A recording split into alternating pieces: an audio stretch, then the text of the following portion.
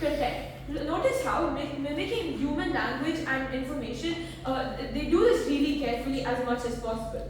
That is why we bring up to you another model, right? Before that, what exactly does open source again mean in this debate? Open source means anyone can inspect, understand, and improve the code for their own convenience. How does this open source really work in the status quo? It works by letting anyone make a copy or making changes and then offering those changes back to the original authors, who then get to choose whether to include them in the future versions. However, it's not just access, but it's more of a democratic control over such a powerful technology, right? We're telling you this is inevitable. This is very important to do.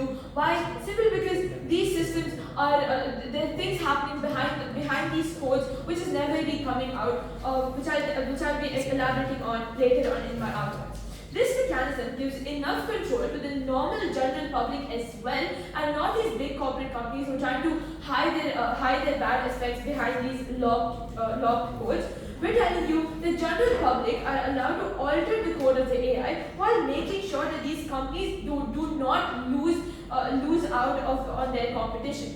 Before the opposition brings up intellectual property rights as an issue, we're already telling you, I'll take that in a minute, we're already telling you that look, licenses purchased by these companies prevent such technologies from being copied, misused, or used illegally, right? And even if, notice how a proposition really deals with any misuse that the opposition brings out, yeah? We're telling you there's version control systems allowing anyone to see who changed what. I'll take that in a minute. If something breaks, it can be reverted, taken back to how it was just before.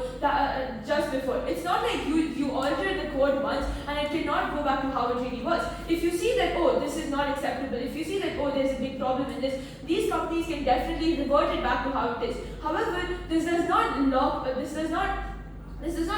that these altering that happens from the normal public is never really accepted. They have to do this. They have to consider why or why not they're not accepting this code. This code definitely cannot be submitted without any review, no matter what. Tests are run on every change to change the code, right? Or machines are running testing the whole time. So it's the whole time. And of course, anyone found to misuse their trust and submit rubbish would lose their privileges to submit directly. Lastly, argumentation. The open source is an important mechanism to stabilize power. Panel, notice how this generative AI in today's society is having a lot of power in today's society. Everyone is using ChatGPT. Everyone is using OpenAI. And that is why we're telling you people need to also have the right to change the code just for their own benefits. Secondly, we're telling you that open source acts as a mechanism in this status quo. Open source allows external audits to identify and correct bias, safety risks, misinformation, and embedded ideological control. One major impact under this, right? We talk about increasing accessibility. Panel, notice how, without access to any underlying models, independent researchers, startups, and universities are completely locked out in the status quo. But in our world, people can give a lot of input from places, and becomes more accessible for people to share their own opinions, in terms of changing the codes, and information now is just not being limited to elite institutions like the opposition. Never been so proud to propose. Thank you for that speech. Now let's call upon the first speaker of the opposition here.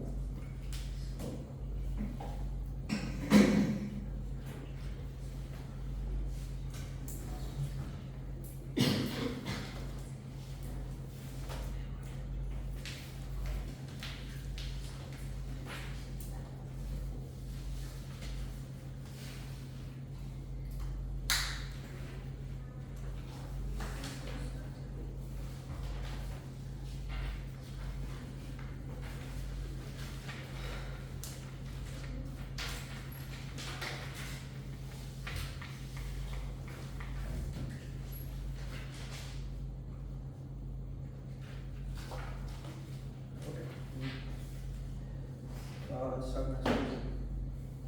I'll start. Okay. I'll start my speech in 3, 2, 1. In the world racing towards AI breakthroughs, forcing every door open can lead innovation and safety while the profit process. The first speaker to the three major things: refutation, framing, argumentation. Second speaker will be expanding his case with his own arguments. My third speaker will be summarizing the entire debate, will review how we have behind this debate. Firstly, let's go with the direct refutations. Firstly, let's understand how the proposition has got the entire definition of open sourcing wrong, right? The entire case falls down and you don't really understand what this is. They think that open sourcing basically when you give information and take it back. No, that is not what it means. Open sourcing, when you open source data, basically your entire data goes public. This includes any architecture, training code, any safety reports. Or what proposition thinks that when you open source data, you give it and there is going to be some regulation checks and you take it back. No, that is not what happens. When you give your data, when you open source it, it becomes public to the entire internet. People worldwide can access it, and that is what we oppose in this debate. The entire case falls apart just because of this. Secondly, what licensing proposition first speaker doesn't talk about. What licensing proposition first speaker talks about doesn't really stand in this debate. When they get the entire definition of open source wrong, and this licensing doesn't really make sense at all. And let's understand how their solution does not increase transparency. Right? What will happen that it pushes innovation underground and creates new black markets for AI technology that are far harder to monitor or regulate. Right? Instead of safer AI, what happens that we get more opacity and greater risk. What happens that proposition model simply doesn't work in this messy and complex hierarchy of international technology development. Secondly, we also know about how these companies are profit-minded, right? Whatever regulation proposition wants to put up in this debate won't really work. Why? Because this will simply drive companies to create loopholes, relocate, or hide their works to protect profit and maintain enforcement ineffective. Now moving on to framing. Let me be clear what the burden really lies in this debate. Proposition must prove that not only open sourcing is a good idea, but forcing it is what they propose. And we don't oppose open sourcing itself. What we tell you is that forcing it is not a good idea. What we propose you is that the status quo itself is enough to live with. What is the status quo look like, and how is it better than what your proposition proposes? And this debate isn't whether about openness is good or bad. It's about a system which actually produces safer, better, and more responsible AI. Because if you see the current status quo with selective openness and strong intellectual property protections strikes the right balance between innovation, safety, and control. What happens is that it fuels massive investment and competition by protecting companies' core technologies and creating real incentives to innovate and share responsibility. Three major things I would like to point out. Firstly, on misuse.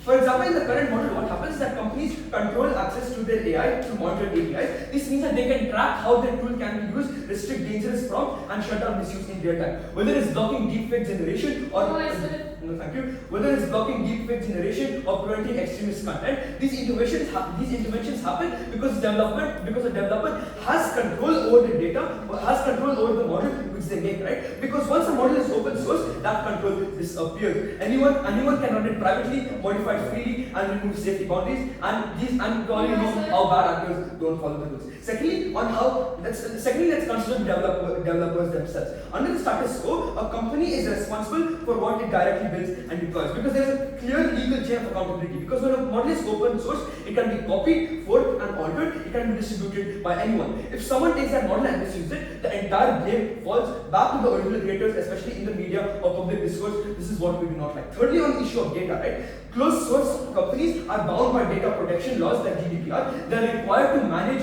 filter, and clean their training data. And if they make a mistake, they can be audited, fined, and forced to restrain. And unlike this closed model, an open source can't be taken back once it's given. And thirdly, and most importantly, how is this really problematic in a technologically advanced world? Mandating open source for all generative AI removes the incentives that drives companies to invest billions in improving their technology. If everyone has the same goal, there is no motivation to improve, innovate, leading to stable progress. That's what happens in our proposition side. Complex tech like AI shouldn't be given away for free. Companies need to monetize their work to sustain investment and create diverse solutions. Forcing open source flattens competition and creates the drive for breakthroughs that we all rely upon. What proposition is doing is harming progress by hurting innovation. Moving on to arguments. One major argument on how open sourcing undermines quality control and dilutes accountability. First layer on how there is loss of quality control and product integrity. Understand what happens that when a company is open source, they are mandated to open source, they lose their ability to maintain rigorous quality control over their product. Proprietary development allows firms to carefully test,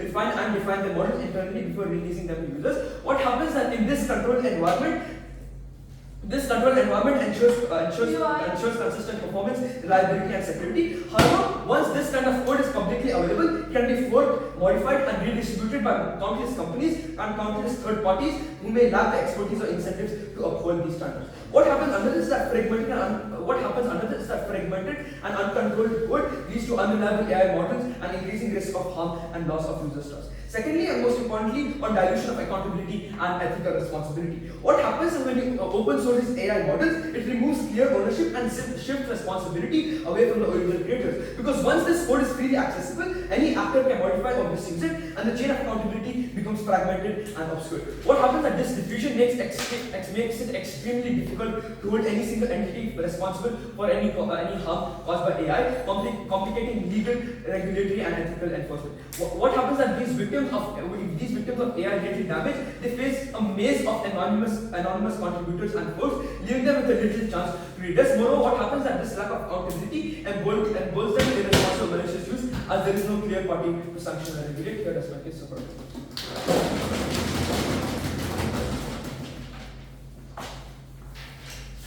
Thank you for that speech. Now let's call upon the second speaker of the opposition. Here.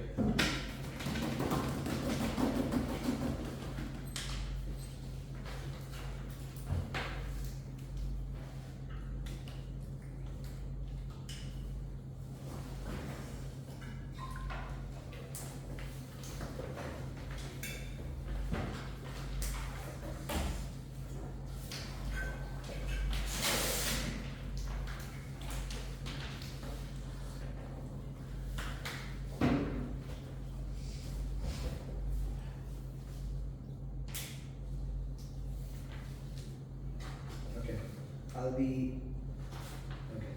be starting my speech in 3, 2, 1, go. 3 things you'll be expecting from my speech: rebuttals, argumentation, or like wider impacts or like wider implications, and finally a comparative study on which side of the house really holds an upper hand in today's debate. Vidhi's speech was important for 2 reasons. It tells you the model, it tells you why our side of the house protects IPR, protects licensing rights all over today's debate. We've already cleared that up. All arguments that come from opposition's first speaker are based on the fact that look, people can copy your code, people can misuse your code, people can do it for themselves. We've already preempted that in our model. We've already told you in today's debate that IPR rights or licensing rights are always protected on our side of the house because people simply can't just copy code. But then they come up to us and they tell us that there are illegal organizations or there are independent organizations that essentially would still copy code and use it for their misuse. Panel, I think that's symmetric on both sides of the house. It's important to realize that terrorist organizations still exist on their side of the house because they operate under the radar, or because they operate under the radar to get codes or to get data from these MNCs in order to I don't know, whatever their intent is. But then they've talked about how how open sourcing means data can be brought out to the public. Panel, I talk to DeepSeek every day, but doesn't mean other people will know who my girlfriend is or who I'm essentially talking to. Because DeepSeek is essentially an open sourcing AI, and we have to realize that data is always kept private. Rights are always protected to the highest degree because it's something that people are private about. It's not companies like DeepSeek are going to know, or people are going to know what my information is just because I talk to DeepSeek or just because I talk to DeepSeek. That's too far-fetched for their side to assume. But then let's talk about how they said that regulation, how MNCs are profit-oriented, and now they'll find loopholes and how it's inherently flawed. We tell you one major thing. I think when you open source, people will visit your site more. What this essentially means is that people visit, when you open source ChatGPT or when you open source DeepSeek or etc., we tell you that people will visit your site more because scientists or researchers who want to essentially understand how coding or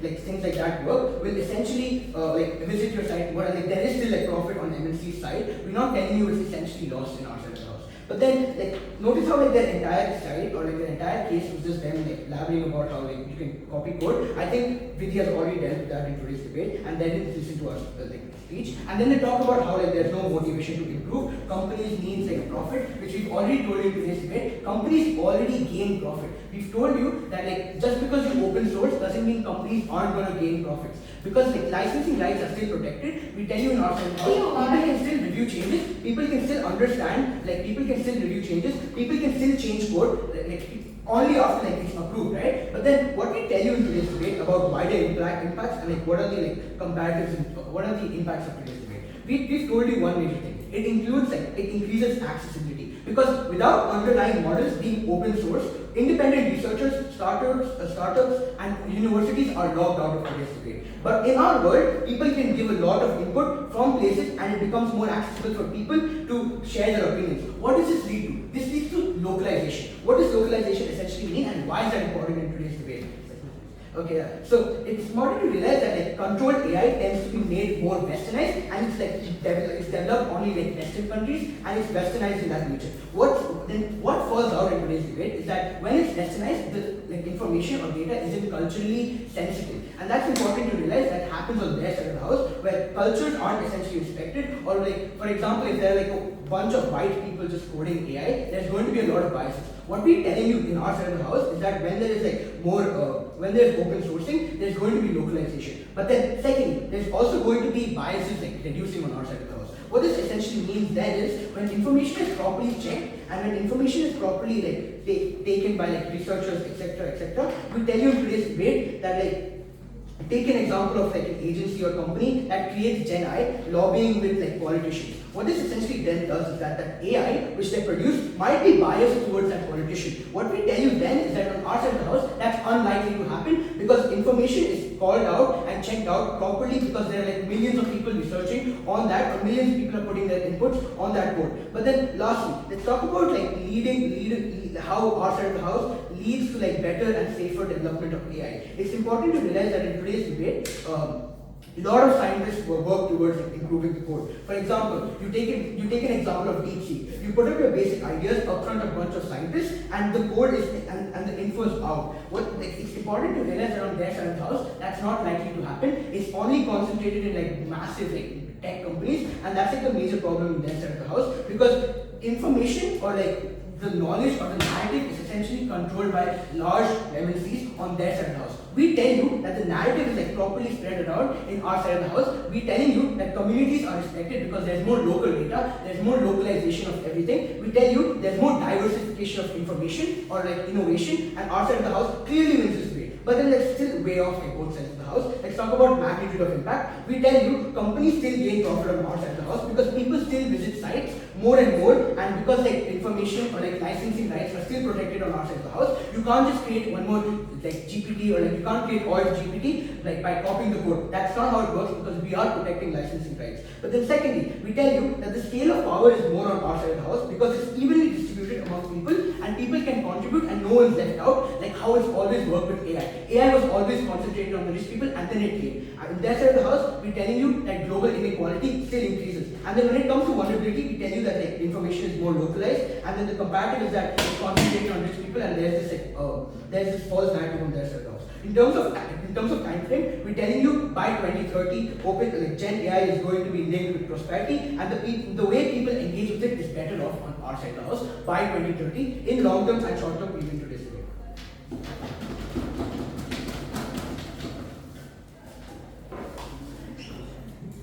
Thank you for that speech. Now let's call upon the second speaker of team opposition here.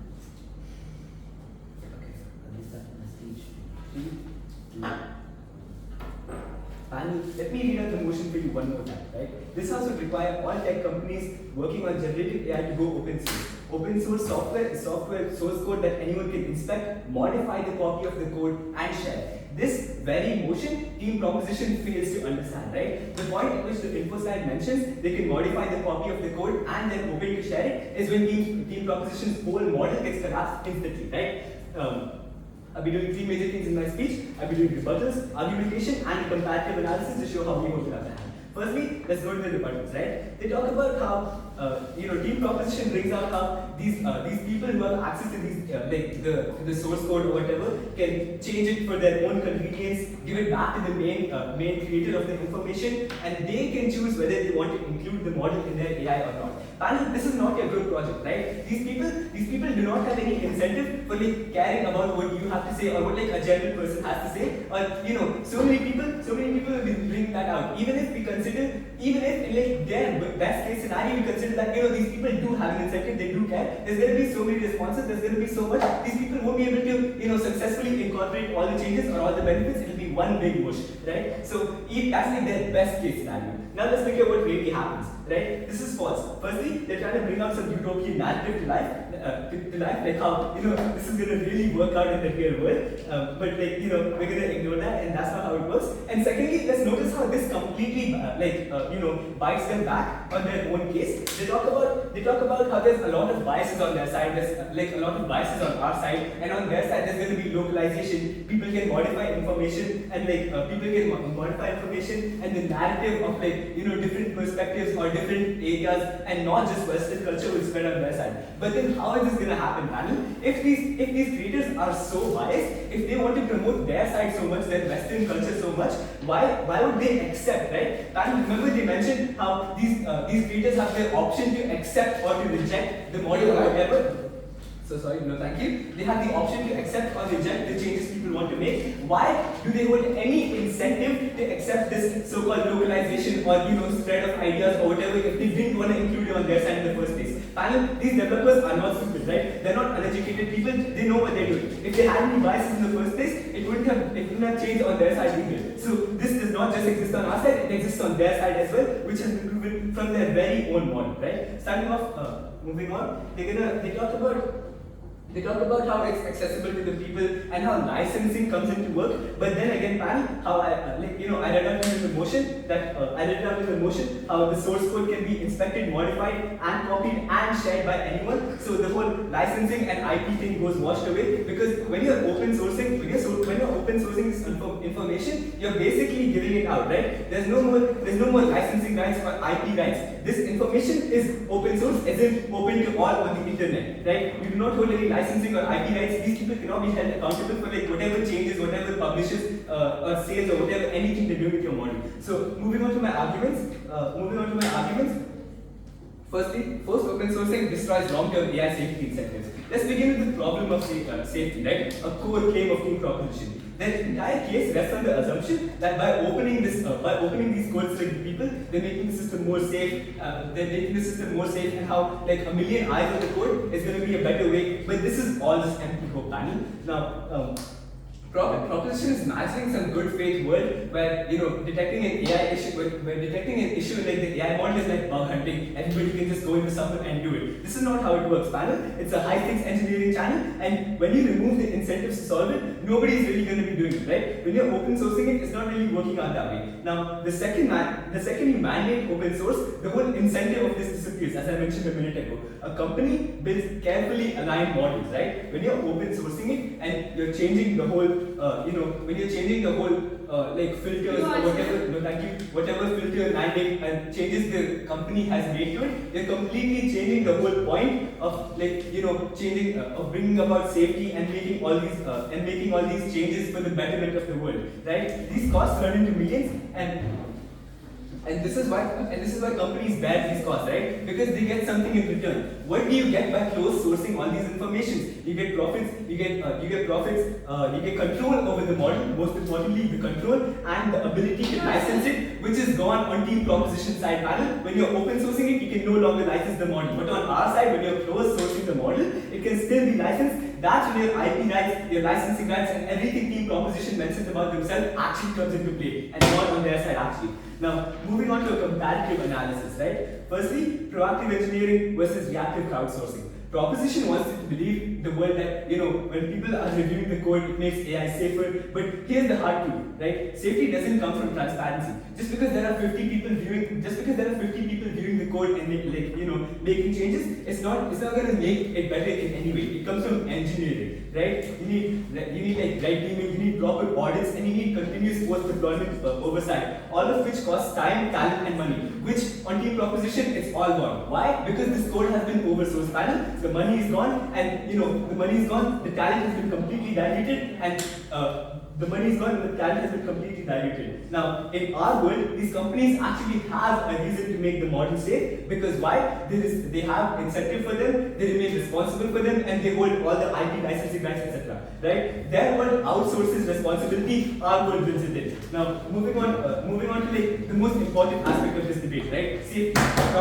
Safety. Proposition's entire case lies on the bet that transparency magically fixes harm, but their side is not liable, answerable, or subject to any legal scrutiny at all, meaning in their world, safety no longer exists. With that, I'd like to rest my case. I beg you to side with team opposition.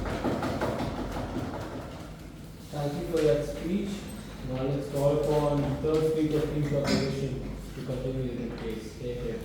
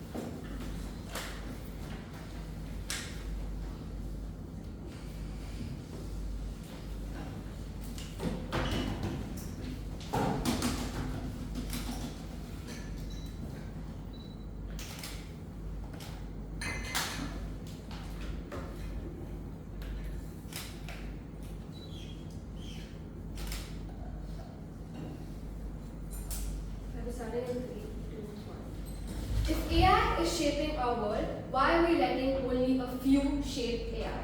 That's exactly what we see on side opposition. As a third speaker, I'll be giving some direct engagement and flashes to prove to you why we win today's debate.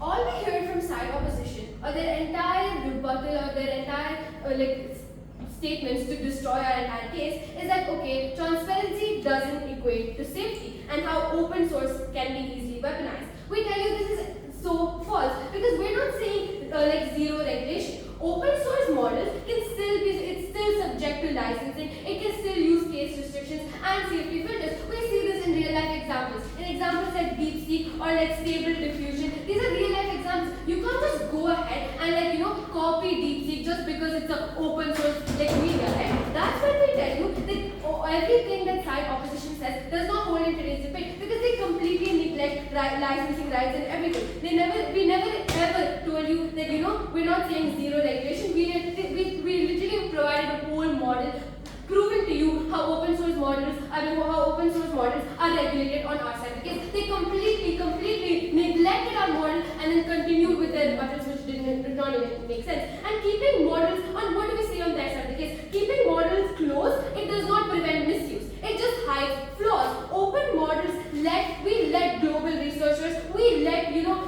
big engineers patch vulnerabilities quickly. But on their side of the case, we do not see that. All we see on their side of the case is these huge profit-based MNCs, which is so-called so responsible, or no thank you, are leading AI. That's just not how it works. They're afraid of weaponization. And for that, closed source AI is simply worse because the public can't detect how you're manipulating or abusing the model behind the scenes. That's exactly what we see on their side of the case. On their side of the case, we see AI being manipulated, we see AI being abused by these big profit-driven MNCs. While on our side of the case, we see regulated open model AIs, right? I'll be giving, and then even if we take our worst case scenario, even if we don't get profits, we tell you we're still making it accessible to everyone and everyone has the code, and this just brings in more benefits. I'll be explaining this through my clash, right? Okay, so the major clash in today's debate is the concentration of power versus the democratic oversight of AI.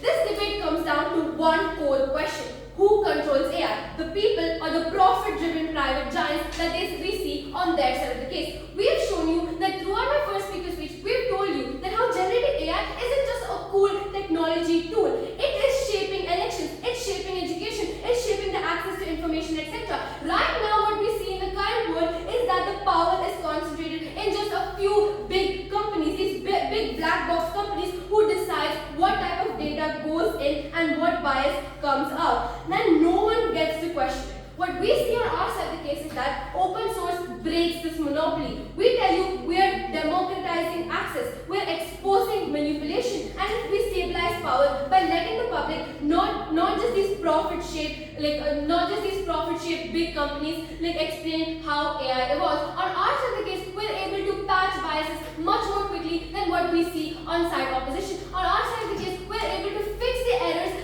that possibly occurs. We are able to fix so many things on our side of the case compared to what we see on side opposition. All we see on side opposition is these big profit-driven companies which they come up and tell us, okay, these companies won't have any incentives. Again, this is a false claim because open source does not mean that there is no profit. We see real-life examples such as Red Hat and Hugging Face who are open source companies and still make profit. They can make profit through consulting, premium service, etc. This is something that side opposition completely ignores. They tell us that okay, you won't get any profit or etc. and these companies won't have any incentive. When this has been proven otherwise through real-life examples. What we see on side opposition is that opposition is defending exclusive control over innovation. On their side of the case, they just want to control AI to see or to fit biases that suit their case or to suit these big profit-driven companies. Well, on our side of the case, we tell you that we're much more able to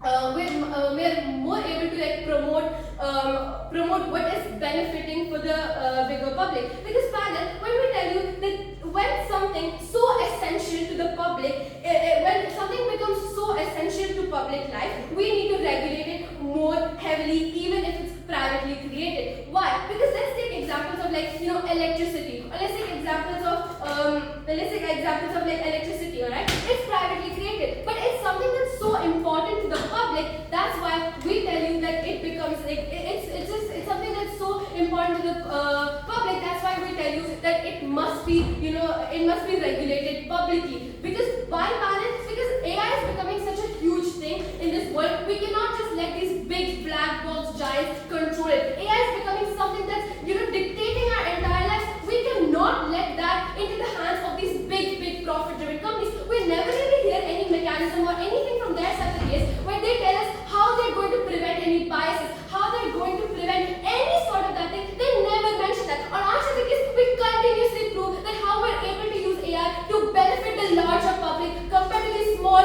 rich people. Or for that reason alone, we win this debate. Thank you. And this is a speech that's gone upon the third speaker of the opposition.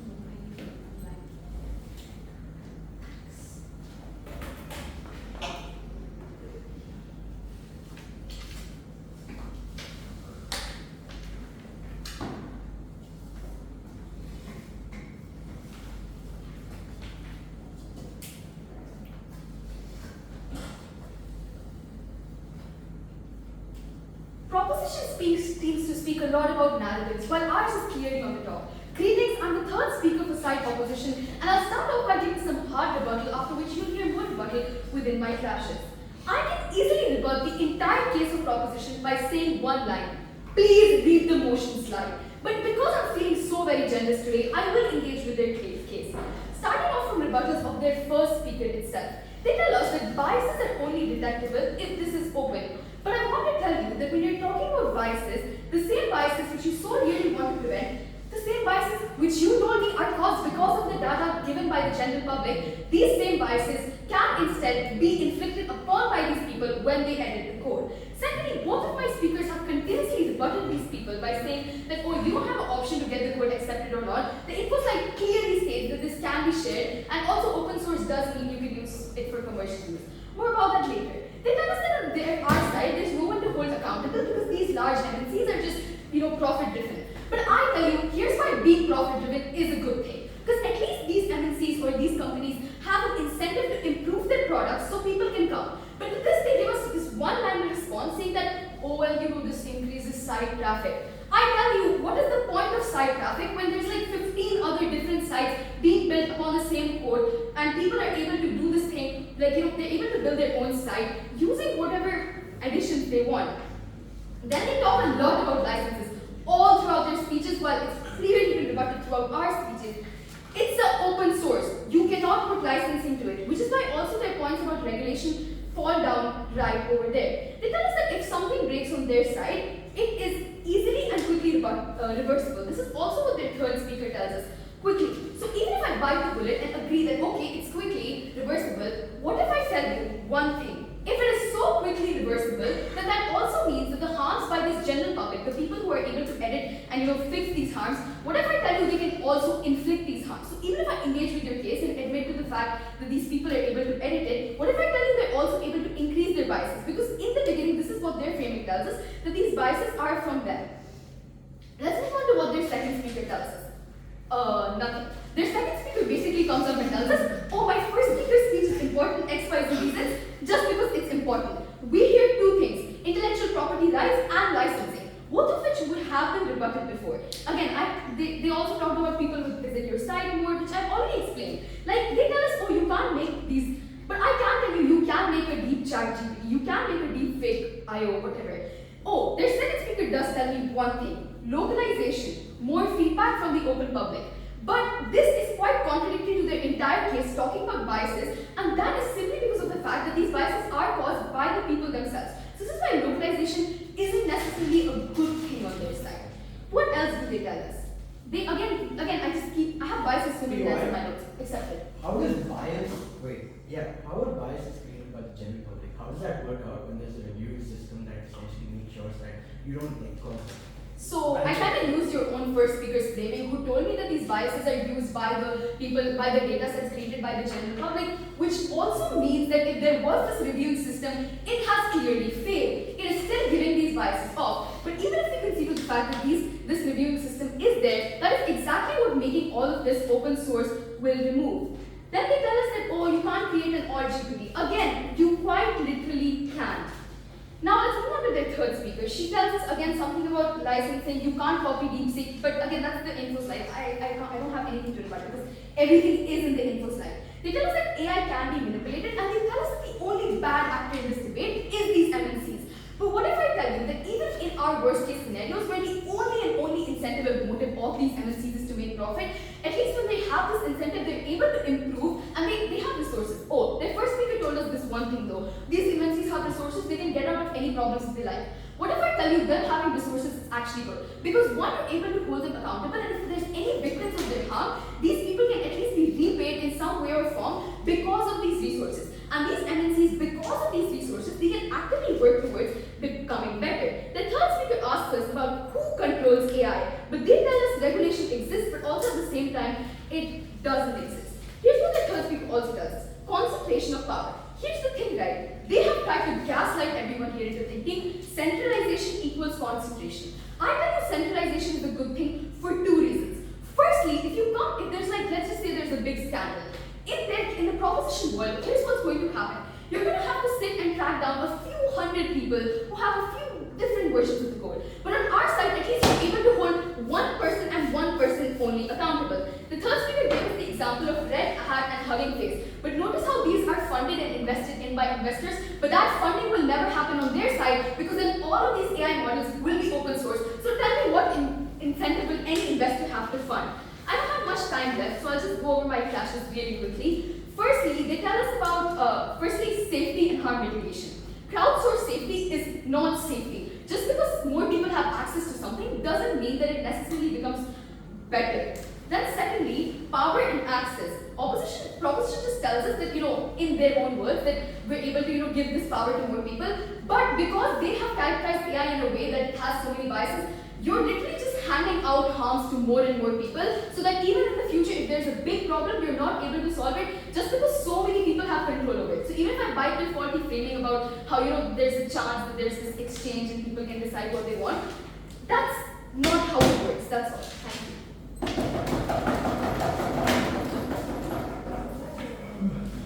Thank you for that speech. Now let's call upon opposition side. Yeah.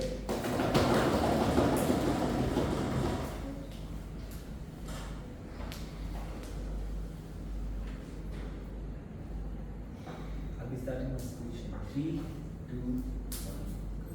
Panel, the opposition's world is not one of empowerment. It's a world of irreversible diffusion where power flows freely to two major people, right? Those who are least equipped and those who are least willing to use it responsibly, right? This entire this entire debate today flows around two major topics, right? It flows around the incentive to keep creating, and also on these so-called actors, be it the people who created these AI models or the people who will be constantly editing these AI models or using it once it's open source.